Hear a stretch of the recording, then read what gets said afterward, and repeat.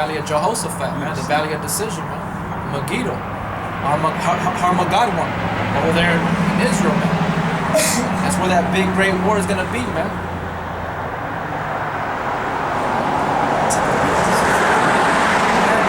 I just said, like, if you ain't paying attention to the world events, you're gonna be those people that are gonna be caught unaware. While you say peace and safety, sudden destruction falls upon them. You know? And then real quick, when the Lord was on the earth, did the whole world see him? No. He was only going to specific areas in Israel preaching the word. And certain men were following it. And even at that, there was people that fell away from him because of the things that he would speak. They didn't believe in what he was speaking was true. They didn't understand what he was speaking, so they fell away from him. That tells you in the book of John, I believe in the chapter 7 or 9. So, but all of a sudden, everybody believes in Jesus Christ. Everybody's a Christian, man. You know? Revelations 1:7. Behold, he cometh with clouds, and every eye shall see him. And they also which pierced him, and all kindreds of the earth shall wail because of him. Even so, amen.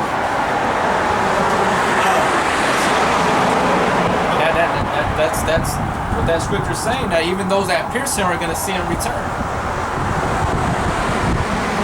I am Alpha and Omega, the beginning and the ending, said the Lord, which is, and which was, and which is to come, the Almighty. Yep.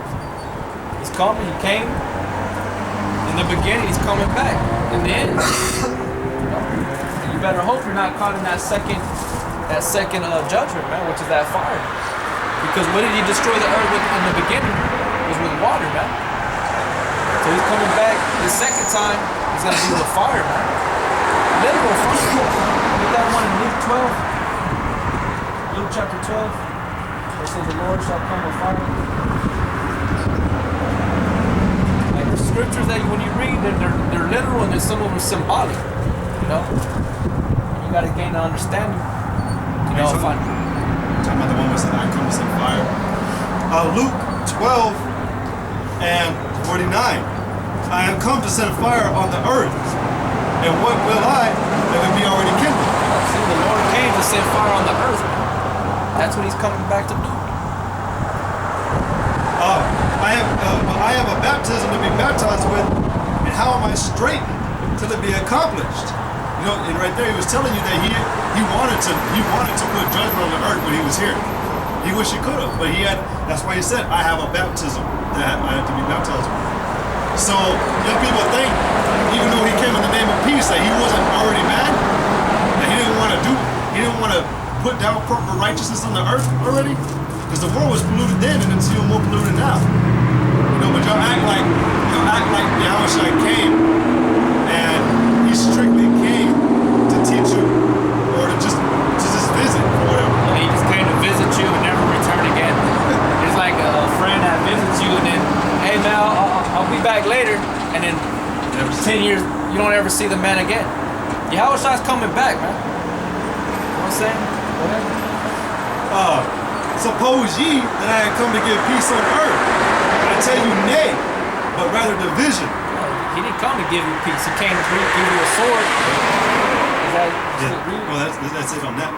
He came to give you a sword, which is the word, man, on how to fight against the walls of the devil, man. All these false doctrines and philosophies that are in the world, man.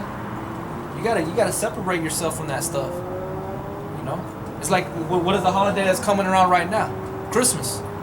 A lot of you people don't even know the origins of Christmas, man. That goes to a wicked deity. That goes back to Nimrod, Tammuz, or Semiramis, Tammuz and Nimrod. Tammuz was born on December 25th. You got books that prove that Yahushua was never born on December 25th. And the Bible tells you that he wasn't born in no winter time. He was a Passover lamb. And the Passover happens in the spring. But that's the holiday that's coming around that you people are indulging yourself in, man. Y'all really bowing down. That tree represents Nimrod, man. It's the phallus of Nimrod, meaning that it's his peace, man. That's what that tree represents symbolically. But people don't know that. Why? Because they don't want to research that. You know? But it gets deep, man.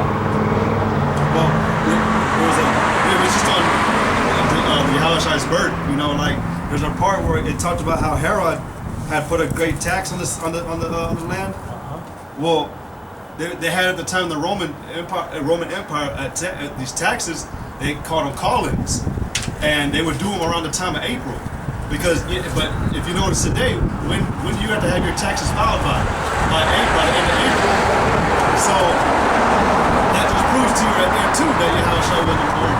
There's a reason. I brought it out because there's a reason for every word in the Bible. There's a purpose for it. There's a breakdown or a reason for it. There's a purpose for it.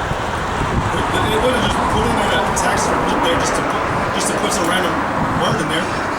It's to prove that he wasn't born in winter. He wasn't born on December 21st, 25th.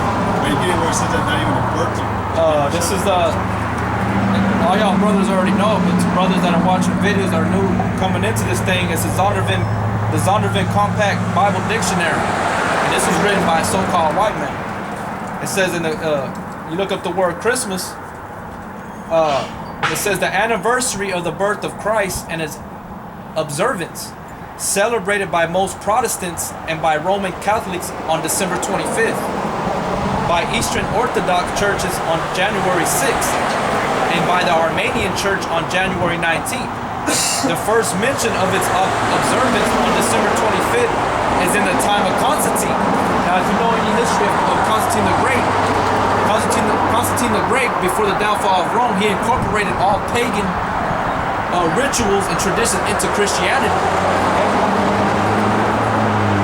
It says about AD 325, the date of the birth of Christ is not known.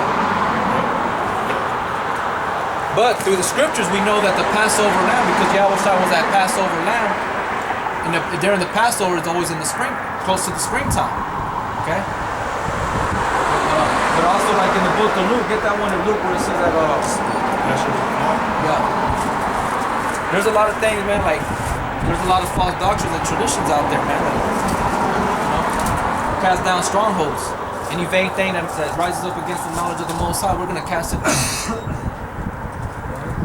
Luke chapter 2, verse 8. And there were in the same country shepherds abiding in the field, keeping watch over their flock by night. And lo, the angel of the Lord came upon them. You want to start up a bit? Yeah. Okay. Luke 2 and verse 1. This is actually where we're talking about it. And it came to pass in those days that there went out a decree from Caesar Augustus that all the world should be taxed. And his taxing was first made when Cyrenius was governor of Syria. And all went to be taxed, everyone to his own city. And Joseph also went up from Galilee out of the city of Nazareth into Judea, into the city of David, which is called Bethlehem, because he was of the house and lineage of David, to be taxed with Mary, his espoused wife, being great with child. And so it was that while they were there, the days were accomplished that she should be delivered. And she brought forth her firstborn son, Which is Yahushua. Okay, go ahead.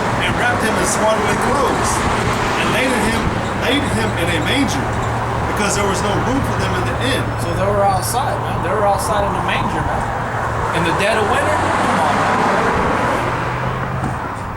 man. And they were in the same country, shepherds abiding in the field. There were shepherds abiding in the field by what? Keeping watch over their flock by night. By night. They were outside watching the flock by night.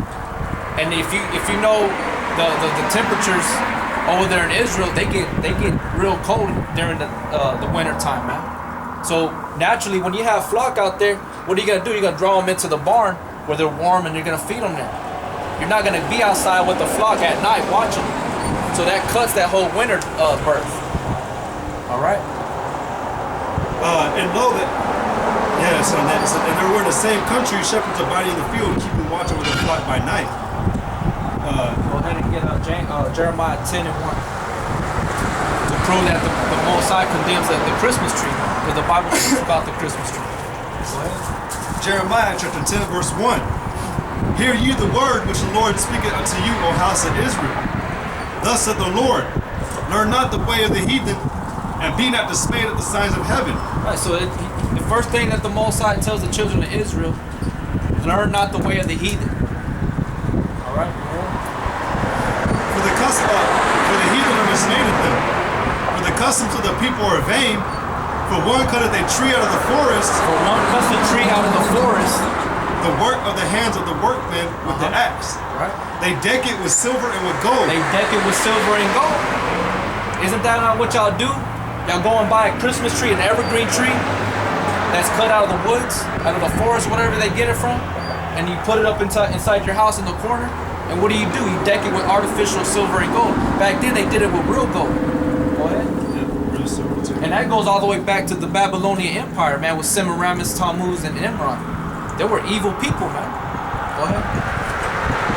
They deck it with silver and with gold. They fasten it with nails and with hammers that it move not. Right, what do? Y'all put it on a stand, and y'all screw in the little nut or the bolts to where it fastens it and it stands upright, and you put a little bit of water in there. What the hell's that water gonna do? You know what I'm saying? Like, it's supposed to keep it growing. You know? It's already dying. Thinking that little bit of water for what? The whole month of December is gonna keep it preserved. They fasten it with nails and with hammers that it move not. They're upright as a palm tree. They're upright like a palm tree, and y'all bow down to it. Y'all go down to that tree, not knowing spiritually you're submitting yourself to a demon, man. Not knowing that, man. Go ahead. They are upright as a palm tree, but speak not. They must needs be born because they cannot go. Be not afraid of them, for they cannot do evil. Right, and we're not afraid of them. That's one thing when younger brothers come in, you're gonna be ridiculed because of this, because you cast off certain things that you once did. Your family's gonna turn against you. They're gonna scoff and mock at you. They're gonna tell you you're gonna see a side of your family that you never thought. They'll disown you. All because of the truth, man. All because you're trying to seek out your own salvation with fear and trembling. Go ahead, read that again. They are upright as a palm tree, but speak not. They must needs be born because they cannot go. Be not afraid of them, for they cannot do evil. Neither also is it in them to do good. Neither in them is they're able to do good. They're not going to bring you blessings. They're going to bring you cursings, man. Go ahead.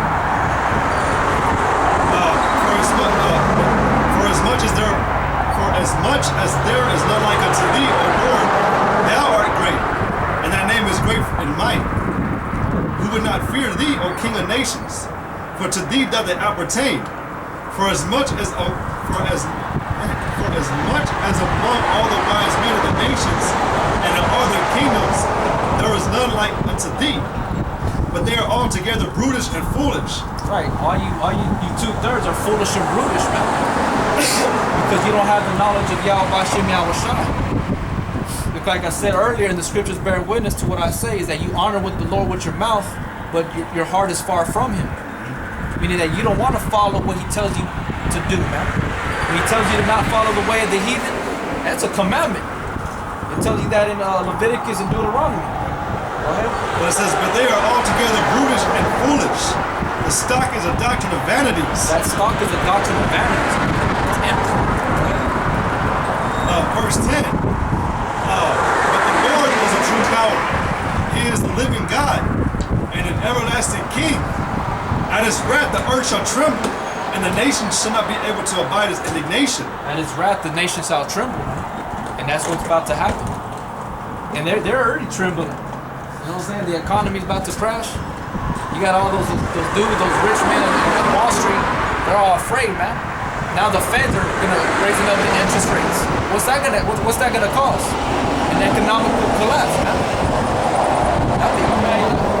The dollar bill's done, and when they're gonna implement that chip, that's gonna be their last resort of trying to sustain their kingdom. Esau is. And a lot of you people are gonna take that chip, man. And once you take that chip, the mark of the beast, that's it. You're done. Because at that moment, you submitted yourself completely over to the world, man, to the creature, and not submitted yourself to the Most High and His Son. It's serious, man. Go ahead. But it says, at His wrath the earth shall tremble, And the nation shall not be able to abide as any nation. Thus shall he say unto them, the gods that have not made the heavens and the earth, even they shall perish from the earth and from under these heavens. All these doctrines, they start the doctrine of vanities. You're not going to be worshiping a Christmas tree, a tree in the kingdom. In the kingdom, huh? There ain't gonna be no Christmas tree. So I mean, there's people that die because the damn electrical short happens and the whole house burns down, all because of a damn tree. You know? But this holiday was sacred or holy. Why would you be dying for a burnt tree? Exactly. If that was ordained by the Most High, and the Spirit of the Most High was in that holiday, no deaths would be occurring on that specific day, man. Because the scriptures say that where the fear of the Lord is there. Right? How does it say? Where those that fear the Lord, the angels that campeth around them, they protect them, man. It's like a couple years ago we spoke about it. There was a somewhere outside of San Angelo. There was a family of 10, or no, I think like a family of 8 or 10, where their tree burnt up in the middle of the night because of a light. The light fuse exploded on the tree, burned down their whole house. You know, just nothing good about it. Everything's gonna be destroyed because we haven't really said it yet, but y'all even really know what is behind the origin of the tree, of the Christmas tree. Where it originates from. What you really worshiping when you're bowing down to it, and when you set it up in your house. It goes back to Nimrod, the death of Nimrod. When he was chopped up with 13 pieces, sent out throughout the earth, and when he was gathered back up to all the pieces, Semiramis couldn't find the last part of him, which was his reproductive organ. Right? That's what you worship. You want to know how holy this so-called white man is, or how you people are. Why don't you find out what you really worship? You gotta do research, man. You gotta research the origins of things, man. We're in a time where we have access to all knowledge right now, man. Use that internet for the right, man, for the good. Because they're gonna cut that internet pretty soon. And we ain't gonna have access to certain things anymore. I got a scripture in the law. Leviticus 26:1. He shall make you no idols nor graven image, neither rear you up a standing image. Neither shall ye set up an image of stone in your land to bow down unto it, for I am the Lord your power. And is that not what y'all do when y'all on Christmas? You set down all these brothers, you bow down, so you get on your knees, cry a little bit with your knees, so you can put it right there in the special spot for your kids or for yourself or for your woman. You know? It said you should not make you unto those idols, or make unto you those idols. It's vain. The one in Deuteronomy chapter 4 tells you that Yahweh, they didn't give you a similitude of his image. They didn't make unto you an image of what they look like. They just said, you got to believe on me. And they told you that through their works, you believe that they are who they say they are. And Yahweh even said when he said to who was it, Philip? Oh yeah, I think Philip, right? Or Thomas? Chapter 14. They wanted to keep believing. Well, he said to Philip, he said to Philip, have you not been so long with them? Have you not? I can't say it right. Have I been so long with you that you do not know my Father? He says, I'm made in the likeness of my Father. The works that I do are the things that the Most High does. Yahweh looks like the Father. Right? But he didn't tell you to go draw a picture of him and set him up on your mantle. Or to give him presents. You can get the image of the Lord, because I got it, you know what I'm saying? All the brothers got the image of Yahweh. You know? That's the only thing you should be worshiping is the Most High. And his son, Yahweh, and that's it. You can't set up any other idol. An idol is basically a false god. Yahweh isn't an idol. He's a living power.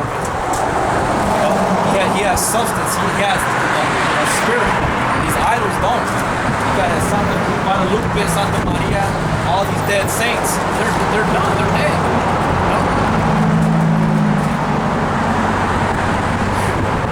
know? This is Deuteronomy chapter 12, verse 28. Observe and hear all these words which I command thee, that it may go well with thee and with thy children after thee forever, when thou doest that which is good and right in the sight of the Lord thy God. When the Lord thy God shall cut off the nations from before thee, whither thou goest to possess them, and thou succeedest them and dwellest in the land, take heed to thyself that thou be not snared by following be them. not snared by following them, man. Because when we're brought into a certain nation, you're not supposed to pick up the ways of the heathen, man. The other nations. You're supposed to continue with your tradition, your customs. You observe your laws, like the Sabbath, the high holy days, man. You know,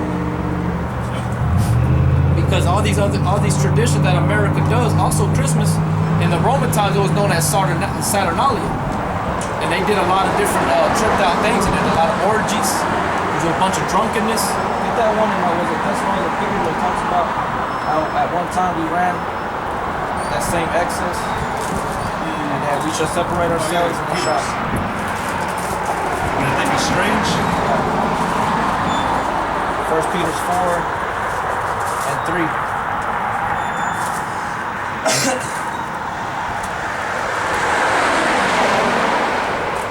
First Peter chapter 4, verse 3. For the time past of our life may suffice us to have wrought the will of the Gentiles. Right, because before we came into this truth, me and his brother, we observed Christmas and all those different holidays and, you know, so forth and so on. For the time past of our life may suffice us to have wrought the will of the Gentiles. When we walked in lasciviousness, lust, excess of wine, revelings, banquetings, and abominable idolatries. Abominable idolatries, because Christmas is an idolatry. You know, spiritually committed fornication, man. Spiritual fornication. Go ahead. Wherein an abominable idolatries, wherein they think it strange that you run not with them to the same excess of riot. And like when we first came into this, man, they thought it was strange. They thought we were strange because we're not observing these certain customs, man. But not knowing that they don't have the truth, man. Because the scriptures condemn a lot of things that America condones. Even to this very day, if you're against homosexuality, you're looked upon as strange, right? Because the government has passed these laws that they're equal to us as far as like heterosexuals. Oh man, that's not the right spirit. But if you denounce that, you're looked at as being you discriminate, prejudice, you know, and that's not the way it is. You know. Well, they actually say too that if you're homophobic, that deep down inside you are gay too. That's bullshit, man. That's all because they want you to conform to the ways of homosexuals are. They want you to approve of it. The Most High does not approve of homosexuality or any of the abominations that you commit. And Christmas is a highly approved and a highly esteemed tradition in this world. And the Bible tells you anything highly esteemed among men is an abomination in the sight of the Lord, because it's not coming out of the scriptures. Right? It's condemned in the scriptures.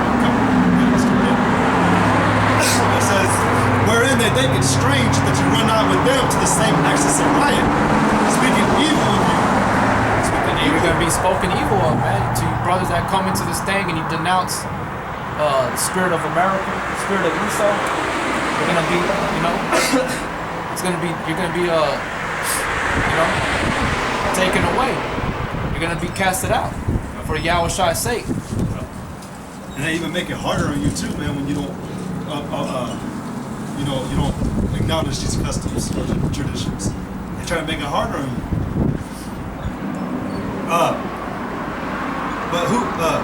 But wherein they think it strange that you run not with them to the same excess of riot, speaking evil of you, who shall give account to him that is ready to judge the quick and the dead. You're gonna have to give an account to Yahweh, you know, because you wanted to follow after your own lust, your own ways, you know, conform to the ways of this world. Got one more. This is Philippians 3 and 17. Brethren, be followers together of me, and mark them with so as ye have us for an example. For many walk, of whom I have told you often, And I'll tell you, even weeping, that they are the enemies of the cross of Yahushua Mashiach, whose end is destruction, whose God is their belly, and whose glory is in their shame, who mind earthly things. That's a shameful thing, man. And that's well, like this says in Ecclesiastes, falling instead of great dignity. Shame, things that are shameful today are actually all is good. People look at people who do bad things. You always see them like, man, that was badass, man. You did so cool with it or whatever. I don't know.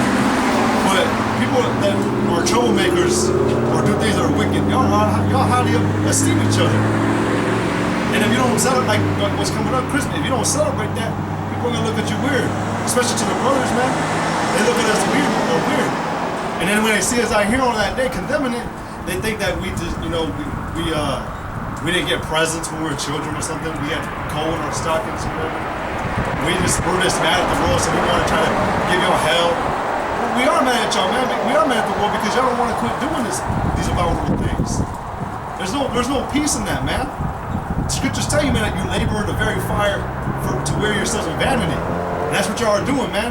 Like I bring it out, man. My mother-in-law, she's going into triple debt just so she can get her spoiled ass kids a couple of high-priced presents. Man, come on, where's the wisdom in that, man? You're gonna have to like put up your house for mortgage just to get your kids presents, and then you're gonna break them in a month. There's no wisdom, man. That's the thing, man. The Most High was teaching Israel about wisdom, man. Like, hey, man, don't be trying to get don't be heaping yourselves on your lust all the time, man. You're gonna wear yourself out. You're gonna burn yourself out. You're gonna destroy yourself. What's up? You're stressed out. Yeah. Where's that one where it says? Is Ecclesiastes where it says, "Be not over righteous very much, and be not over wicked." They said, "Destroy that stuff." You know, because you're gonna hurt yourself, man. There's no peace at Christmas. It's a lie, man. It's a demonic lie that you've been taught. And like the brother was making a good point. What happens when it comes to this year? You know, during these times, the holiday year, it has the highest suicide rates. You know, you're all stressed out, bugged out. Like you want to say, you put yourself in debt.